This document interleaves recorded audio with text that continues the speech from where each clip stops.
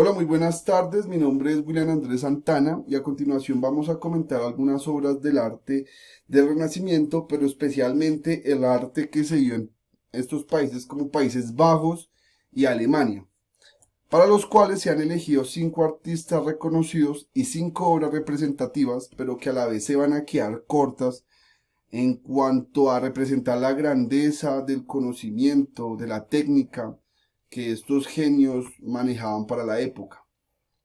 Eh, bueno, en primer lugar, tenemos el primer artista que hemos elegido es Hieronymus Bosch, o como él mismo se autodenominó, el Bosco. Él vivió entre los años 1450 y 1516 y es a quien se le atribuye la obra que se ve en pantalla. Pues esto es una obra, es un tríptico compuesto de tres obras que al cerrarse también van a conformar otra representación artística que hace alusión a la creación. Sin embargo, no la vamos a analizar en este video, pero nos vamos a enfocar en la composición de estas tres figuras. Eh, la obra fue elaborada entre 1500 y 1505, aunque no se sabe a ciencia cierta, porque este artista es uno de los más estudiados por investigadores en cuanto a reconocer pues su verdadera aparición en el tiempo, ya que ya no se relata ningún documento, ningún acta. eh, Mejor dicho, es poca la información que se encuentra de este artista en cuanto a su año de nacimiento y vida privada. Sin embargo, algo que sí es muy destacable de él es la forma de representar su arte. Y esto es lo que se quiere mostrar en esta obra. Pues son tres obras las que se ven en pantalla. La primera es una representación de Adán y Eva en el paraíso.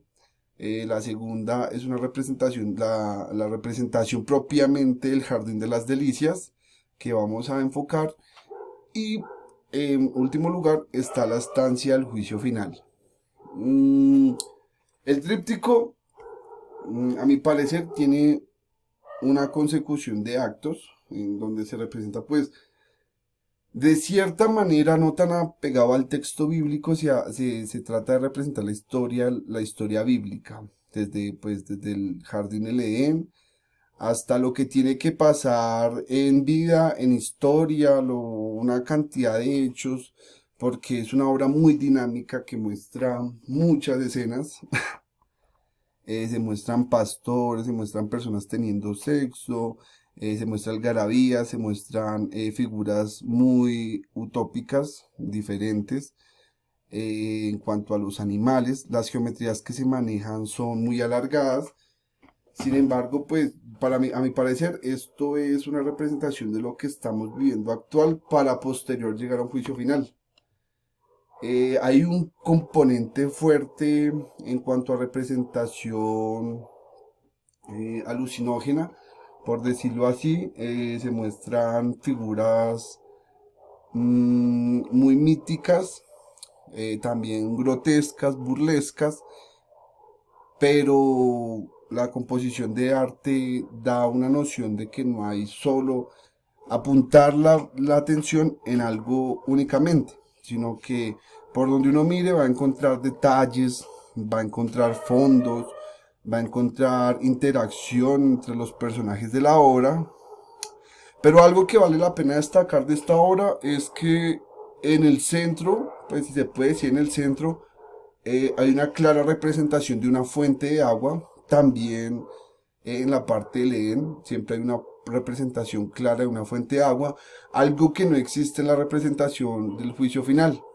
Y es, pues destaca como que el agua hace parte y está trascendiendo hacia el bien y no hacia el mal. Bueno, eso por esta parte. Las dimensiones y el estilo que se trabaja es una pintura al óleo sobre tabla. Dimensiones son de 220 centímetros por 389 centímetros. Y hoy en día esta obra se puede encontrar en el Museo del Prado de España en Madrid. Eh, bueno, nuestro interés es, ya lo vimos, era analizar el tríptico abierto. Y es una obra que, como lo dije, carga una magia, un misticismo muy, muy impresionante, a mi parecer. Bueno, en segundo lugar, como artista que vamos a analizar, se encuentra Jan van Eyck. Él fue un artista que antecedió a nuestro analizado anteriormente, al Bosco. Él vivió entre 1390 y 1441. La obra que se va a analizar se titula El matrimonio arnolfino. El estilo que se emplea en esta obra es un óleo sobre tabla de roble pues,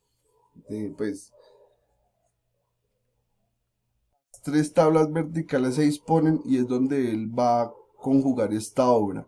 Las dimensiones son de 82,2 centímetros por 60 centímetros y hoy en día la podemos encontrar en la Galería Nacional de Arte en Londres. Bueno, de esta obra se entiende que es un pequeño recuadro y también hay que destacar la aparición de Jan van Eyck y su hermano, ya que fueron dos artistas en Países Bajos holandeses, quienes también fueron muy importantes en la inclusión de la pintura del óleo en este nuevo tipo de arte. Ellos fueron más los que experimentaron con este tipo de técnicas. Mm, bueno, ¿qué le permitía a este artista la pintura sobre óleo? Le permitía añadir efectos artísticos mucho más destacables en sus obras, efectos sobre también las texturas de los materiales, que era algo que para la época todavía no se tenía tan bien definido. Y en sí la obra es una representación artística del dibujo y de la pintura como tal. Es un artista que se puede decir que como dibuja, pinta también, algo que era muy característico, digamos, de artistas de renacimiento italiano como Miguel Ángel, Da Vinci y bueno. Hay unas cosas muy destacables de esta obra de teatro, de esta representación artística, qué pena. La representación artística ya hace alusión a que el arte no hace parte solamente de las grandes élites, sino que los grandes mercaderes de la época empiezan a hacerse con el arte y con los contactos de los grandes artistas. Es por eso que la representación de Arnolfini tiene ese papel muy importante, ya que Arnolfini, la persona hombre que se está representando, también puede ser una representación autorretrato de Jan van Eyck. También hay una aparición importante en las texturas metálicas de madera, en las prendas de la mujer. Juega también mucho con los contrastes entre verde y rojo, dándole como una centralidad especialmente a esta parte del cuadro. Sin destacar también pues los detalles que ya había mencionado, el material metálico de la lámpara y las inscripciones que se encuentran en este espejo, así como el reflejo vivo del espejo que representa la imagen. Otras técnicas, las técnicas del uso de la luz, que se usa solamente esta luz y que va a reflejar en la cara, en estas partes de la lámpara, también se va a representar en el espejo. Eso con la luz, él juega mucho, pues se ve también una clara composición de las geometrías y una disposición pues sobre todo del espacio que está bien centralizada la imagen, pero también si nosotros analizáramos esta imagen más a detalle se ve pues un detalle en las arrugas de los atuendos, en este material también parece como si fuera una pelusa, también haciendo referencia a la actividad de mercader de quien está representando. También tenemos aquí en tercer lugar la obra de Alberto Durero, es un alemán y esta es una obra que representa el naturalismo en su máxima expresión. Naturalismo porque se representa como tal al animal, su pelaje, sus detalles, eh, pero no se representa un fondo, o sea, es el animal en sí creado siendo animal como tal. a mi parecer, ya que no se quiere dar una representación ni al paisaje. Sin embargo, también hay un papel importante sobre la luz porque hay un reflejo claro sobre la sombra. Entonces también el artista concibe eso de manera muy importante. Recordando que Alberto Durero fue uno de los pioneros en autorretrato, pues aquí también está la obra, es una obra de autorretrato y es uno de los primeros artistas también que empiezan a promover el autorretrato en los nuevos artistas. Entonces genera un nuevo ámbito artístico en el campo. La obra de la liebre joven fue pintada alrededor de 1502. La técnica es en acuarela y guache sobre papel. Es un tamaño pequeño, aproximadamente 21.1 centímetros por 22.6. Y hoy en día se puede encontrar esta obra en el Museo de Albertina en Viena, Austria. Se encuentra bien almacenada puesto que es una obra que se puede grabar por efectos de la luz. De esta obra, como ya lo había dicho, naturalismo en su máxima expresión, se logra entender un gran detalle de los pliegues, de la fisionomía del animal, así como también de la concepción de las articulaciones y del pelaje. A mi parecer, es algo muy, muy representativo y otra cosa que se ve es que él añade cierto brillo a los ojos que le da una naturalidad mucho más espontánea a sus representaciones. En quinto lugar, tenemos a Peter Bruegel, el viejo. Este es un hombre proveniente de Bélgica, Limburgo. Y la obra que se está viendo en pantalla se llama El triunfo de la muerte. Bueno, es una obra que se desarrolló más o menos en 1562 en las últimas estancias de vida del artista. La técnica es óleo sobre tabla y tiene unas dimensiones de 117 centímetros por 162 centímetros. Es una obra muy compleja, al igual que la obra del Bosco, no tiene un plano central en el cual uno pueda enfocar la atención, pero alrededor de la obra están ocurriendo muchas cosas. Sin embargo, es más específico que se quiere denotar el caos como tal.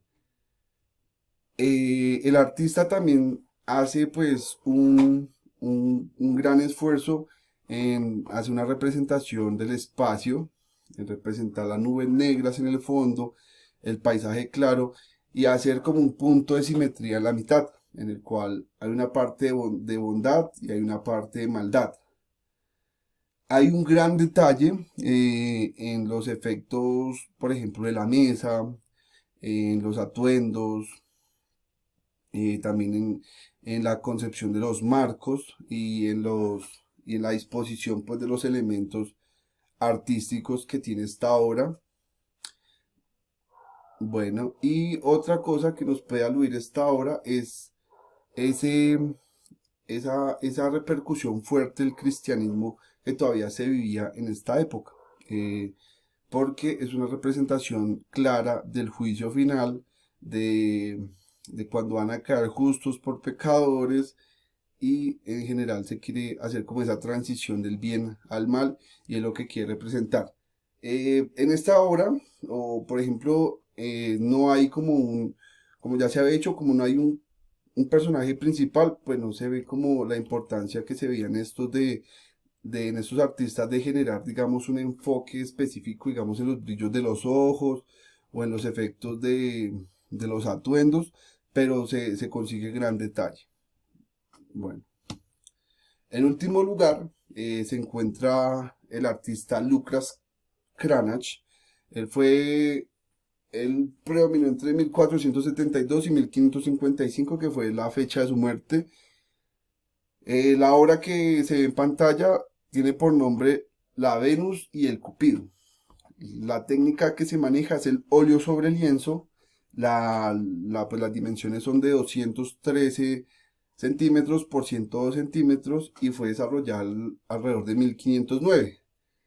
¿Por qué es importante esta obra? Porque es una obra del alemán que se genera en la época media de su obra, de su carrera artística y en la cual también se ve una gran influencia en representar con gran exactitud el cuerpo humano, pero de una manera más natural y más acercada a la realidad.